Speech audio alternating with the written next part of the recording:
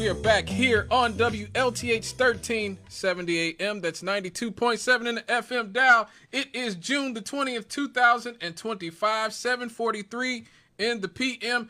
The future is here. The future is now. Yes, it is.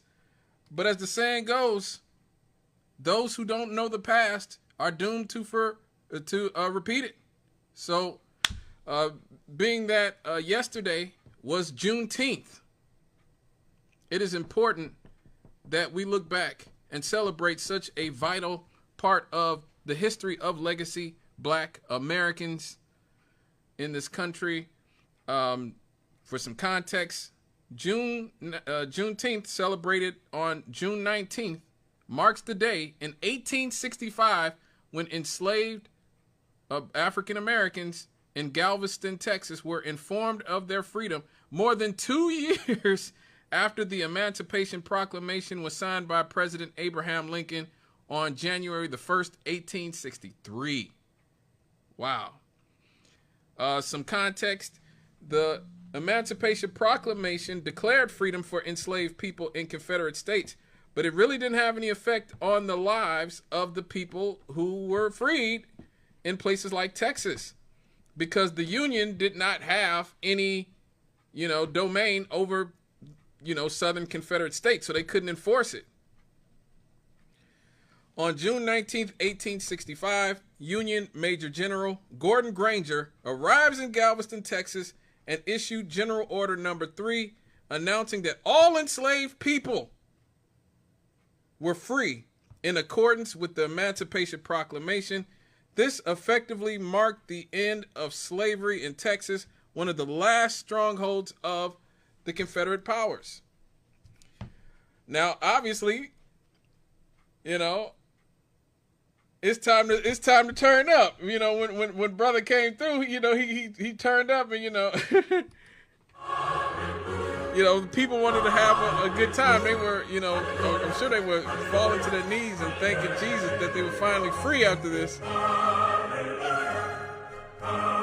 So, yeah, that is the beginning of Juneteenth. Early celebrations started in 1866, pretty much the very next year. They started having church services and community gatherings and festivals celebrating the liberation of legacy Black Americans. It grew in Texas and spread to other states as Black Americans migrated. And by the late 19th and early 20th century, it became a significant cultural event in Black communities. The Civil Rights Movement revitalized Juneteenth in the 1960s. And in 1980, Texas became the first state to make Juneteenth an official state holiday, largely due to advocacy by Black communities and leaders like Al Edwards. Juneteenth gained wider recognition over the years.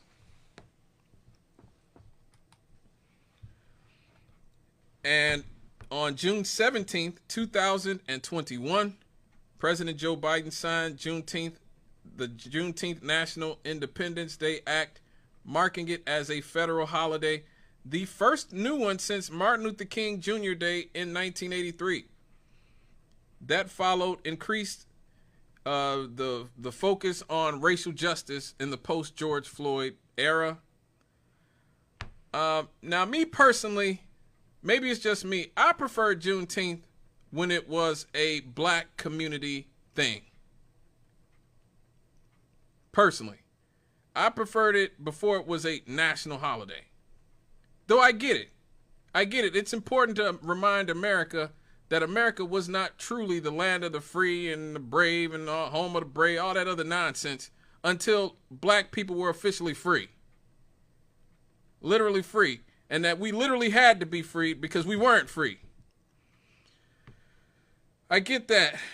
But I do see that now Juneteenth has just become another one of the corporate holidays that, these entities use to whitewash what injustices they're doing to their workers now. You see all these big corporations that refuse to pay their workers a living wage, that refuse to have their adequate working conditions for laborers. They have Juneteenth. Oh, we're celebrating Juneteenth. Meanwhile, their black workers are being basically treated like slaves in a lot of these places. So it's just become another way. It's become symbolic. And that's the trap that black people always fall into. We always fall into the symbolism. We love us some symbolism, boy. We love that symbolism. That's the ism we love the most. Is symbolism. Now, to me, the thing that makes Juneteenth important is to understand what this is really about and what the modern struggle is really about, which is reparations. Yes. That term, 40 acres and a mule, originated during the American Civil War and Reconstruction era, specifically tied to efforts to provide land and resources to newly freed African Americans. In 1865, General William T. Sherman issued Special Field Order Number 15 on January 16, 1865, after his march to the sea, following meetings with black leaders in Savannah, Georgia, including Reverend Garrison Fraser. Sherman sought to address the immediate needs of freed enslaved people. The order set aside confiscated Confederate land along the coasts of South Carolina, Georgia, and Florida, from Charleston to the St. Johns River, for freed families. Freedmen were supposed to get that land. Each family was to receive up to 40 acres of land to farm. The policy was aimed to provide economic independence and self-sufficiency. So you see the same people who complain about the legacy black American community not being self-sufficient are the ones who denied us our opportunity to be self-sufficient. We were supposed to get that land and that money. That was supposed to be for us for hundreds of years of chattel slavery. Now, why did we not get it? Well, after Abraham Lincoln was assassinated, President Andrew Johnson, who was a white supremacist, probably the most racist president we've ever had. People always say, oh, Trump's a Nazi. Trump, the most racist president America ever had. Learn who Andrew Johnson is and get back at me, please. Andrew Johnson literally said, America is a country by and for white people. And what he said, no, by and for white men. And as long as I'm the president, it will be a government by and for white men. That's Andrew Johnson.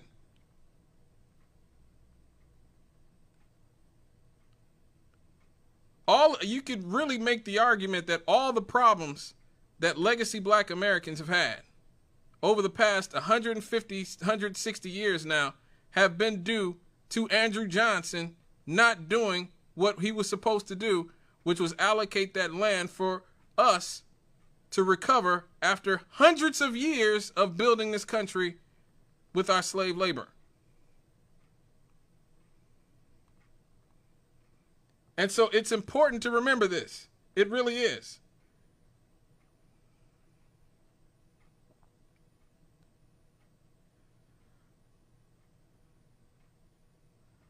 Oh, crap. Let me get this caller before I have to get out of here. Caller, make it quick. I'm going to have to start the theme in a few minutes. Scott. What's up? Kenny, hey, man, when you going to put your head in the ring, brother? We need you for the United States. Now, you know Trump can be the president. You know you're supposed to be the president, right? Well, Trump's a billionaire. So what? Yeah. What do you mean it's so what? Do you know how much money do you know how much money presidential elections cost? How much money Kamala and Trump? They $2 billion. Trump. Hey, Scott, you ain't got to worry about that. There's so many brothers and sisters will bag you, brother. Oh, yeah. Look what happened with Obama. Same thing. Obama didn't have all that money either. But Trump had a lot of people with Obama had a lot of people with money behind him. The Crowns. You will too. You will too. Like who? You can have the same thing. Obama. But I don't want to be Obama. Obama was a sellout. That's the point. No, but again, you still talking about what he accomplished. No. What do you mean he accomplished? I don't think he accomplished. I'm talking about you talking about what Trump is trying to alleviate. You still giving him credit? Giving who credit? Obama. Give him credit for what? For what he's done. What did he do? Sellout. I think he was a sellout. Yes. Okay, but why are you saying what he did, and then you talk about Trump taking this and taking that? If he was a sellout, you wouldn't even acknowledge that. What do you? I don't know what you're talking about. All of our presidents are sellouts. All of our presidents are sellouts. Okay, so why are you pointing out? Well, why are you pointing out Obama then? What? Just say all you of just presidents. brought. I didn't bring Obama up. You just did. No, but I did bring him up before a simple reason. But you didn't say all the presidents are sellout until I mentioned. I talk about Trump being a sellout every week. I literally just did a whole segment about how Trump is Trump and all of our government is basically owned by Israel. I just did that segment like 20 minutes ago. They're all owned and bought and sold by corporate interests, and they're all by the Zionists. But thank you for your call. I gotta go. It's time for me to get out of here. But thank you for your call, brother. Yeah, all of our presidents are sellouts. Like, all of them are owned by corporate interests. That's why it costs so much to run for president. That's why these people chase so much of the dollars from AIPAC and from Wall Street and the military-industrial complex and all these other. I mean, you can't just run for president just because somebody likes what you have to say. Like, if that was the case, Cornel West would be president. Bernie Sanders would be president. A lot of people would be president. Jill Stein, a lot of people would be president. Ralph Nader would be president. Unfortunately, we live in a political system where money, especially since Citizens United, runs our entire political system. It is what it is. But yes, before I get out of here, I just wanted to give a shout out to Juneteenth for legacy Black Americans, and just remind everybody, this is a celebration of what our ancestors, legacy Black Americans, went through. It's not a Pan-Africanist holiday. It's not a holiday for illegal immigrants or for random people. It's not a left-wing holiday. It's not a liberal holiday. It is a legacy Black American holiday. The descendants of the people who built this country. My ancestors from Mississippi, my great-grandmother, Sue Ella Davison, was born on a plantation in West Point, Mississippi. My family from Arkansas, from Alabama. Your family from Kentucky, from Alabama, from Mississippi, from Texas, from Florida, from Georgia, from North Carolina, from South Carolina, Missouri, all these states. Hell, there was even slaves in northern states. Let's just be honest here. There was slaves in some northern states that people don't like to talk about. There was slaves that were traded on the New York Stock Exchange. In New York, Harvard had slaves. Georgetown had slaves. So, this is a celebration of the people who fought, who endured for hundreds of years for legacy Black Americans, not for us to give our birthright away. And that's important, because a lot of people who claim to be our friends want us to give our birthright away just to fit in with other groups of people. No. Everybody didn't build this country. Legacy Black Americans built this country. And that's all I got to say about that. All right, folks, chop it up with me on Twitter.